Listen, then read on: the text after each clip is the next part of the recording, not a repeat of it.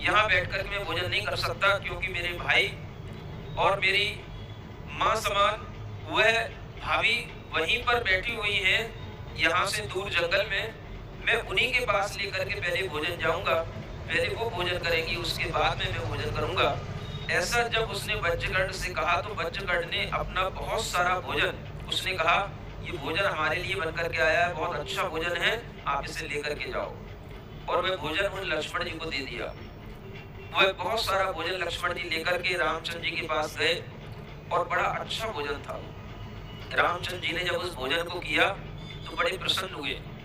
इतने अच्छे अच्छे मिष्ठान, चावल, अच्छा अच्छा दूध, दही, सब कुछ उसने उनके लिए प्रदान कर दिया था। और जब उसके उस आतिथ्य को उन्होंने स्वीकार करके उससे पूछा कि भोजन तुम कहाँ से लाए, तो उन्होंने कहा ये उसी वज्रकर्ण राजा के पास से भोजन लाए, जिसकी बात अभी यहाँ आकर के किसी एक व्यक्ति ने आपको बताई थी। तो उनके मन में आया कि वास्तव में कोई संयमी, व्रतधारी, अच्छा पुरुष ही इतना बड़ा आतिथ्य सत्कार कर सकता है। और उसके आतिथ्य सत्कार से प्रसन्न होकर के श्री राम ने लक्ष्मण के लिए कहा, देखो अगर वह कष्ट में है और उसको राजा ने किसी भी तरह से बंदी या किसी भी तरह के कष्ट में उसको रख रखा है, तो हमें उससे उसको मुक्त कराने का हमारा कर्तव्य बनता है, क्योंकि हमने उसका भोजन कर लिया है।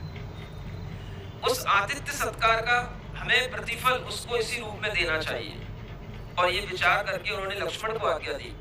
लक्ष्मण जी श्री राम का भाव समझ करके उन्होंने कहा, तुम अपने तरह से देख लेना क्या करना है। और लक्ष्मण जी समझ गए कि अब क्या करना है। तो लक्ष्मण जी सीधे कहाँ पहुंचते हैं, वह राजा सिंगोदर के पास पहुंचते हैं और सिंगोदर राजा के पास में पहुंच करके उस राजा के लिए कहते हैं कि आप यहाँ पर राज्य कर रहे हैं, लेकिन इस राज्य का असली हकदार तो राजा भरत हैं, और राजा भरत ने मुझे भेजा है। क्या बोला उन्होंने? राजा भरत ने एक दूत के रूप में मुझे भेजा है और कहा है कि सिंगोदर राजा को मेरे पास लेकर के आओ। ये बहुत ही दुष्ट राजा है, यानी जाकर के उससे लड़ने की उन्होंने तैयारी कर दी थी। और वे सिंगोदर राजा के राज दरबार में बैठकर के ही उसको चुनौती देने लग गए। चारों ओर अनेक योद्धा खड़े हैं। राजा सिंगोदर को गुस्सा आया और गुस्सा आते ही उन्होंने कहा कि इस दुष्ट दूत को पकड़ लो। जब दूत इतना दुष्ट है तो राजा कितना दुष्ट होगा। और उस दूत को पकड़ने के लिए उन्होंने अपने योद्धाओं को लगाया और उन्होंने, लक्ष्मण ने अकेले ही उन सब योद्धाओं को परास्त करते हुए उस राजा सिंगोदर के पूरे महल में एक तरह से तहलका मचा दिया। जब और दूसरे योद्धा उनके पास में आने लगे तो उन्होंने, जैसे भीम अपना कोई भी सामान सामने नहीं देखते, कोई अस्त्र शस्त्र सामने नहीं देखते, तो उन्होंने खंबा उखाड़ लिया, ऐसे लक्ष्मण जी ने खंबा उखाड़ लिया और सारे योद्धाओं को इधर उधर भगा दिया।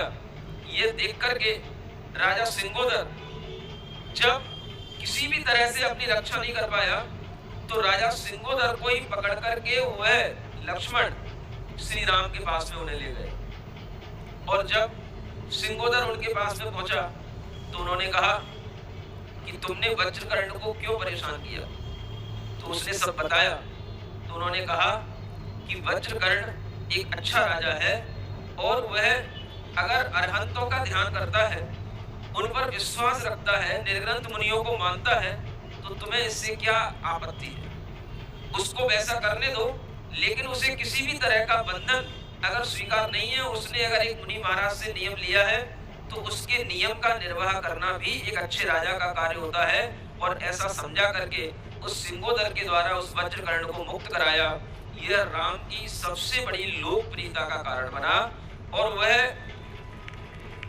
सबके प्रति सद्भाव रखने वाले, समन्वय की दृष्टि रखने वाले, हर तरह के लोगों के धर्म की वृद्धि का भाव रखने वाले वो धार्मिक पुरुष के रूप में उन्हें उस तरह से देखा गया कि वह हमेशा अगर कोई अच्छा आचरण करने वाला है, धर्मात्मा व्यक्ति है, तो उसके ऊपर किसी भी तरह का कष्ट नहीं आना चाहिए।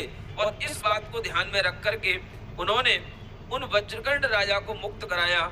और जब वह वज्रकर्ण राजा सिंगोदर की इस तरह की बंदिशों से मुक्त हो गया, तब वह वज्रकर्ण राजा उनके पास में आकर के उनका अनुचर बन गया और हमेशा उनके पास रह करके वह श्री राम भगवान की भक्ति करने में तत्पर हो गया और उसने आगे चलने का मार्ग भी सुझाया और अनेक तरह से उनकी सहयोग और सहायता करके उनका बड़ा उपकार भी स्वीकार किया। आप समझ सकते हैं, वन में रहकर के